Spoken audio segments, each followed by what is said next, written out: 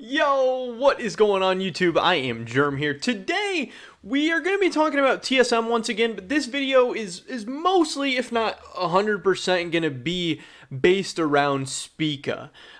This guy is obviously the star for TSM. He's the defending MVP, probably not for very long, but at least as of now, he's the defending MVP. He was supposed to be, the last hope, the last shining star for TSM. They lost Bjergsen, they lost Doublelift, they didn't really sign any big stars to replace those guys, but they still had Spica. The offseason was pretty disappointing for a lot of fans, but at least we had Spica, and he was going to be a beast, and worst comes to worst, he was going to be fun and exciting to watch on and off the Rift, and he was also in a contract year for himself, and he was going to go play his best and have all the motivation and all the reasons in the world to want to play really, really well, and potentially even have a better season than last year to go get paid, to accomplish all his dreams, and to get that next contract. But today we're going to be talking about, obviously, how that's been going recently and maybe some bad news regarding Spica. So definitely drop a like if you guys do enjoy this video. I would appreciate that so much. And subscribe to stay up to date on all my latest content. Help us run those numbers up a little bit. I think like 49% last time I checked of the people that watch my videos are actually not subscribed, which is crazy to me because I've been really happy with the numbers and the growth and everything. But just knowing that like 50% of those subscribers are still on the table, that motivates me to work hard for them, but it just makes me know that our numbers could be so much better, our numbers could be so much bigger, and that would be awesome. With that being said, let's get right into this. So, obviously, this season has not gone as many people would have hoped or expected for TSM. Not only, most people had TSM as like a top 4, 5, 6 if you were feeling real spicy roster. And they had Spica as one of the best players in the league and, yada, yada, yada. Obviously, right now, TSM's 1-8. Obviously, most people are saying that Spica has been performing as one of the lower junglers in the league. There's been a lot of great jungle performances, Blabber, Santorin, Closer have been great. Even River, obviously, has come in and been kind of a surprise to people. Pride Stalkers have some good games. Inspired's maybe been a little bit disappointing as far as LEC MVP goes, but he's starting to turn it on as of late. There's just been a lot of good jungle performances, and Spica hasn't been doing well. It's not like Spica is still performing like last year and other people are just passing him up. Like, he is for sure regressed. Other people have progressed. Obviously, jungle's a very team-reliant position. I don't think he's been doing great individually, but I'm sure the rest of TSM struggling has not been helping him. And that all culminated. The fans, I think this is part of the bad news for Spica, is that the fans went from being very positive, loving Spica. He's our hero. He's our guy. We want to hang on to him. He is the best thing that TSM has left going for him, to fans going the other way. There's been a lot of talk of like, oh, Spica's talking over Shen-Yi. Shen-Yi needs to be the shot caller. Spica's trying to be the shot caller. Oh, Spica has an ego now that he's MVP. Oh, Spica's being immature. Yada, yada, yada. And Spica's not having a good season. Spica sucks this season, this split, whatever. So the fan sentiment has drastically shifted, not only from LCS fans, but even from TSM fans internally. And that all culminated with Spica eventually tweeting out this. This is a couple days old, but I think it's still relevant to this whole situation and definitely plays into what I want to talk about in this video today. He said, the narrative has gotten out of hand. No one on the team was against Shen-Yi shot calling. In fact, when he first told us, after we were 0-4, we all agreed. I think after he told us that, hey, he wants to shot call, or he thinks he should shot call more often or whatever, no player played a part in deciding his benching. Big, bold statement. And it was not anything gameplay related. Now, what does that mean? How can a benching of a player, not be gameplay related? Does that mean it's language related? Does that mean it's behavior? Does that mean it is truly all out of game and it's just about him acclimating to the United States? If you're benching a player for nothing to do with gameplay, that seems a little bit weird. That seems a little bit strange. It doesn't necessarily seem like a great reason to bench a player, let alone, your starting support that's part of this major rebuild, this major developmental roster, and this guy that you spent sounds like high hundreds of thousands of dollars of a buyout on for nothing gameplay related. Very, very strange. But then this last sentence is the biggest part of the whole thing for me. He says, I wish my only job was to jungle. To me, that is Spica getting a lot of his frustrations out. Now, what does he even mean by that? Obviously, he could be saying, hey, I don't really want to shot call. I don't want to have to shot call. I would love if Shen-Yi comes and shot calls. I would love if I just get to jungle.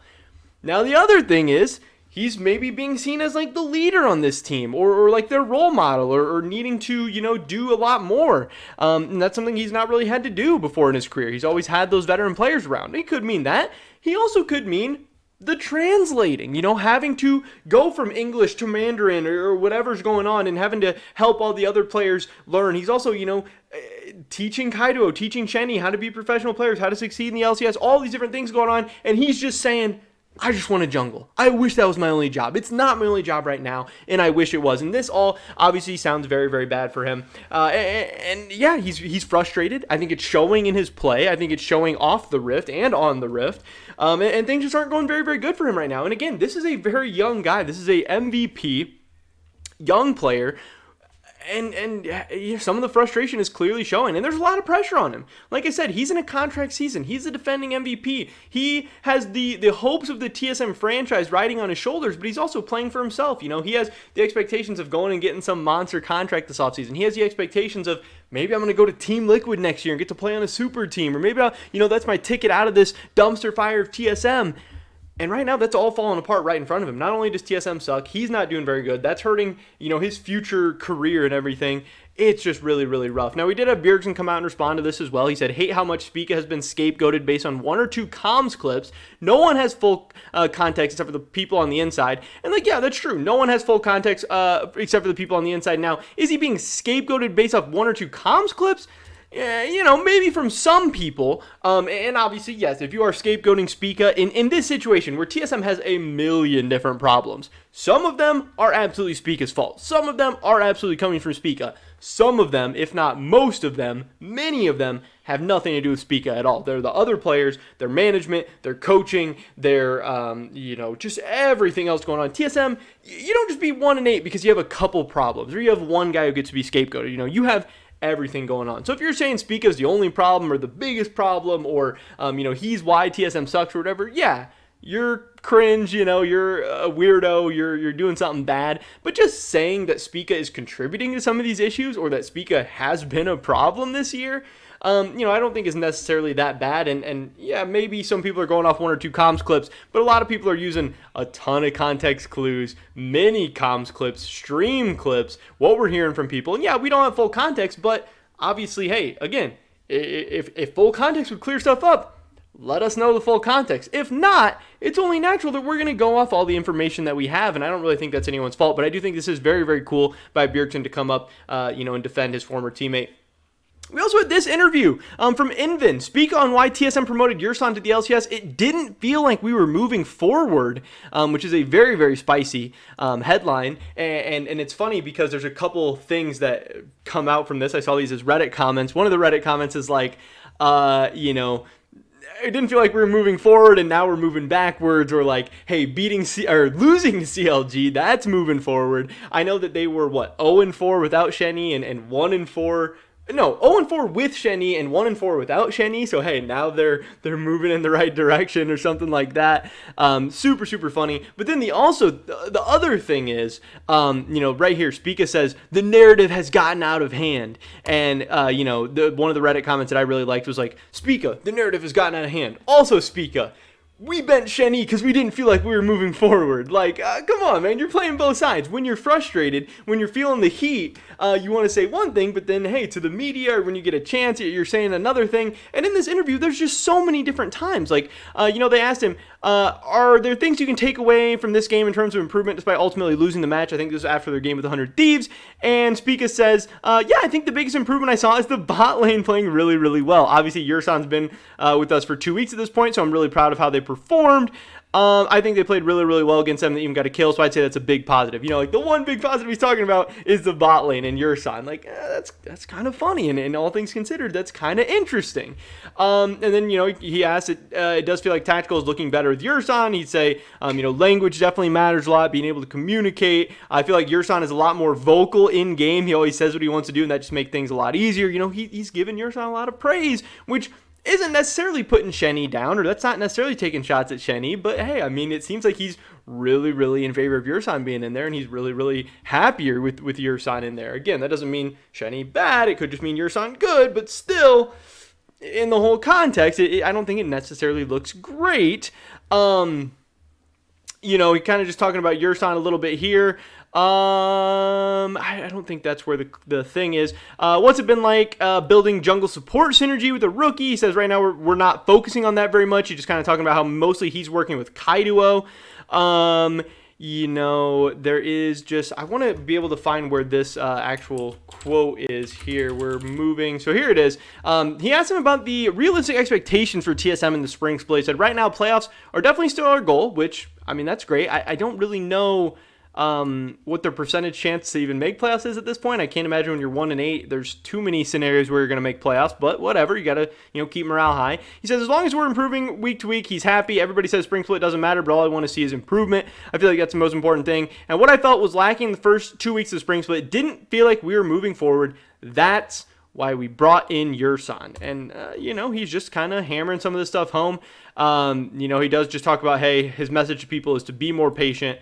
And he talks a little bit about, I think this is interesting too. He said there's a lot of things behind the scenes that fans don't see, but I hope they're understanding that there's always a reason for a situation. Sometimes the decisions that are made are for the best for the team. You don't have to be okay with that, but you do have to accept that the team made a decision for what they think is best for them. And I really like that quote from Spica because, some people keep getting on me is being a TSM hater because I'm not okay with every decision that they make or whatever. And Spica says here, he's like, hey, you don't have to be okay with that. And this is absolutely true. People should be able to voice their opinions. People should be able to criticize things. People shouldn't have to blindly support and praise TSM for every single thing they do. That doesn't make you a TSM hater. It makes you just a fan and passionate about these things, and it makes you, somebody who wants the best. I want the best for TSM. I want the best for the LCS. I am a North American League of Legends fan at the end of the day. But I just thought this was very, very interesting. And when you put this all together, I think it's a lot of bad news for Spica. I think this split has been going very, very bad, and it's not too late to turn the split around or this year around. And Spica's 2022, it's not set in stone. He could still turn things around, but I know this guy has a ton of pressure on him. He's being pulled a ton of different ways. TSM really didn't set him up to succeed in a contract year. They didn't put an amazing roster around him. And like I said, he has a lot to play for. And he's a young kid with a ton of stress and a ton of pressure. And things aren't going well. And it can be very, very easy to snowball those things out of control. So overall, I just think this is a lot of bad news for Spica. And I'm worried. He's a guy that I actually like. I actually root for. I'm a huge fan. I want him to do well. But man, this is a tough situation to succeed in. But that is pretty much it for this video today, guys. Definitely drop a like if you did enjoy it. I would appreciate it so much. Leave a comment down below. Let me know what you think about this whole Spica situation. Are you worried about him? You think he's going to be okay? You think he's still going to get a big contract this offseason? Where do you think he's going to end up? I don't know. I'd love to hear your guys' thoughts and opinions. Subscribe, stay up to date on all my latest content. I hope we catch you guys in the next one. But until then, peace.